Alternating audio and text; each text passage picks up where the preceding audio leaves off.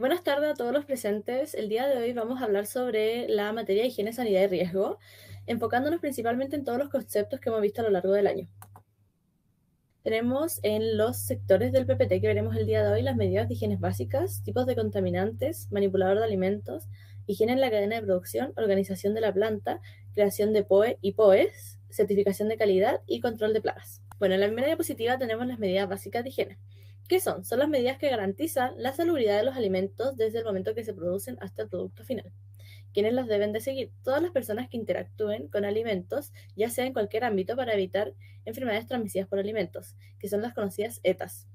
¿Quién las reglamenta? El RCA, que es el Reglamento Sanitario de los Alimentos, la OMS a través del Codex Alimentarius, el HACCP, que es el Sistema de Análisis de Peligros y Puntos Críticos de Control, el POE, que es el Procedimiento Operativo Estandarizado, y el POES, que son Procedimientos Operativos Estandarizados de Sanitización. Las personas de mayor riesgo son infantes y niños, embarazadas, adultos mayores, personas inmunocomprometidas, hospitalizados o personas con enfermedades crónicas. Las medidas básicas de higiene tenemos: lavarse las manos. Se recomienda lavarse las manos de 20 a 30 segundos, comprometiendo la muñeca, los dedos, los nudillos, la palma y el dorso de la mano. También tenemos el lavado de verduras y vegetales, que consiste en retirar toda la suciedad física que pueda contener el alimento. También tenemos la desinfección de los alimentos, que es sumergir el alimento de 3 a 5 minutos en una disolución de 5 ml de cloro por un litro de agua. Y luego de esto enjuagar.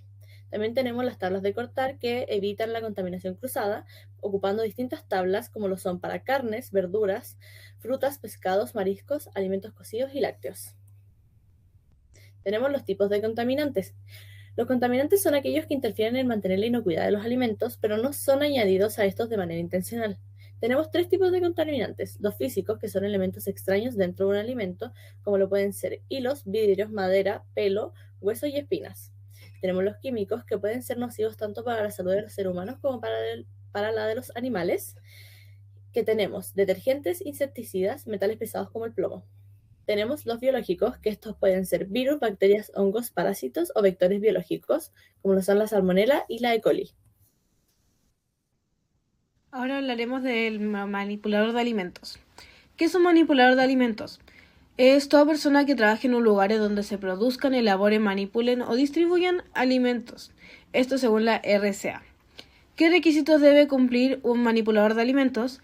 Este debe cumplir con la acreditación correspondiente por una entidad autorizada, cumplir con buena salud, no tener sanciones por infracciones de índole alimentaria y finalmente cumplir con la normativa vigente en cuanto a manipulación de alimentos. ¿Qué debe tener un manipulador de alimentos? Debe tener correcta higiene personal, no llevar ningún tipo de accesorio ni maquillaje, siempre tener las uñas cortas y sin esmalte, y contar con equipamiento protector como cofias y delantal, siendo que estos deben ser o desechables o lavables para así siempre mantenerlos limpios. ¿Y de qué se encarga el manipulador de alimentos? Este se encarga de mantener la inocuidad de los alimentos, cumpliendo las 5 claves de inocuidad, y así evitando ETAs y cumpliendo con su rol fiscalizador. Higiene en la cadena de producción. Primero tenemos la producción, que es donde se hace el cultivo de las plantas o la crianza de los animales.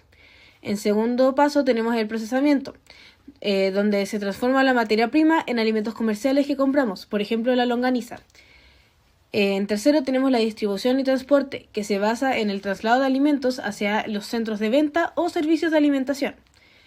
Y como último tenemos la preparación, que ocurre en la cocina de tu casa, restaurante o institución, que puede ser desde cocinar hasta abrir un paquete de comida.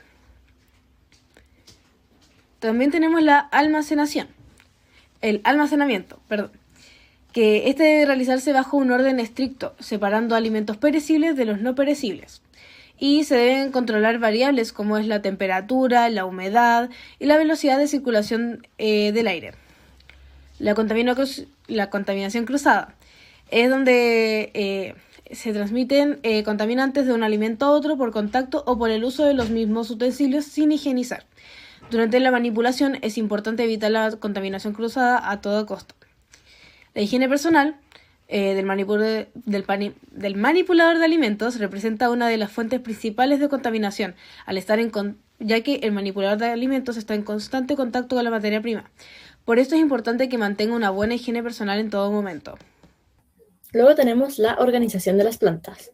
¿Qué es? Es un diseño de habitaciones estratégico y funcional con un flujo unidireccional asegurando la inocuidad de los alimentos y previniendo la contaminación cruzada.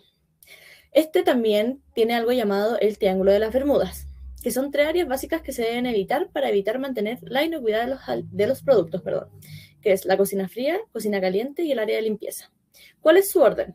Tenemos la recepción de materias primas, almacenamiento, como lo son la cámara de congelación, refrigeración y almacenamiento de secos. Tenemos la preelaboración, que es el lavado y desinfección de vegetales, pelado, descongelado y proporcionado de materia prima. Tenemos la elaboración que contiene los cuartos fríos y cuartos calientes de preparación de platos. Tenemos mantenimiento, emplatado, envasado, que es la dosificación, montaje y mantenimiento térmico del alimento. Y tenemos el área de limpieza, que es el lavado de platos.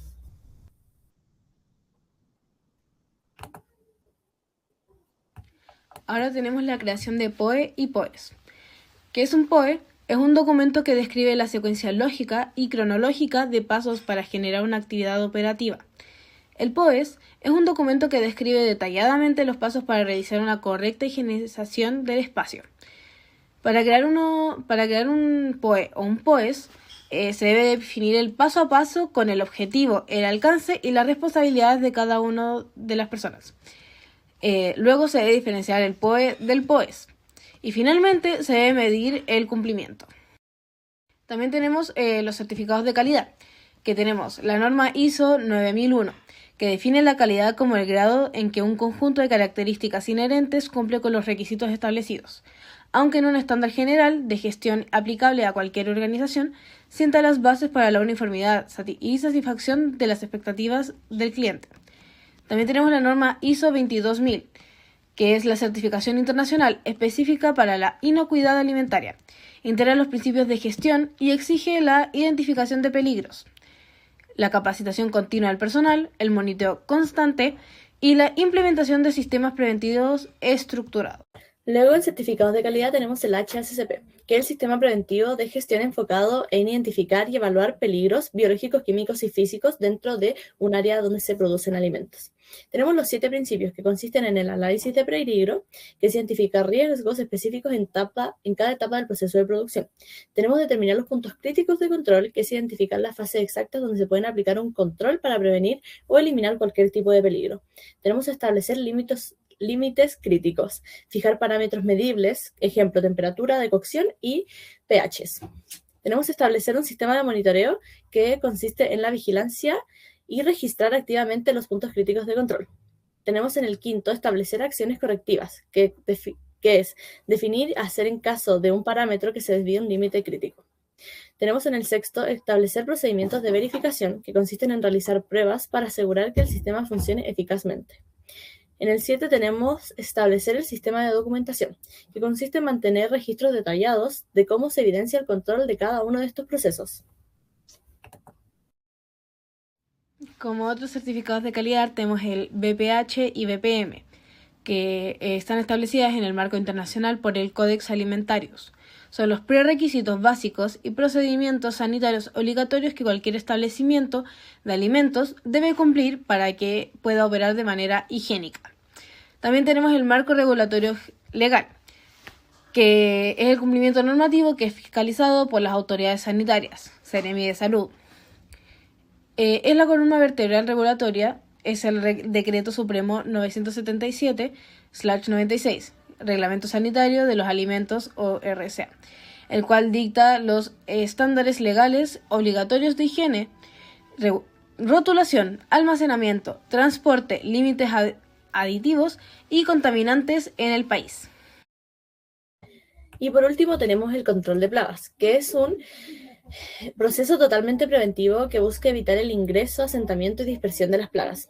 Las plagas más comunes en Chile son las palomas, las moscas, las cucarachas, que tenemos la cucaracha alemana, y los roedores, que tenemos la rata negra, el guarén y la laucha, como son conocidos localmente.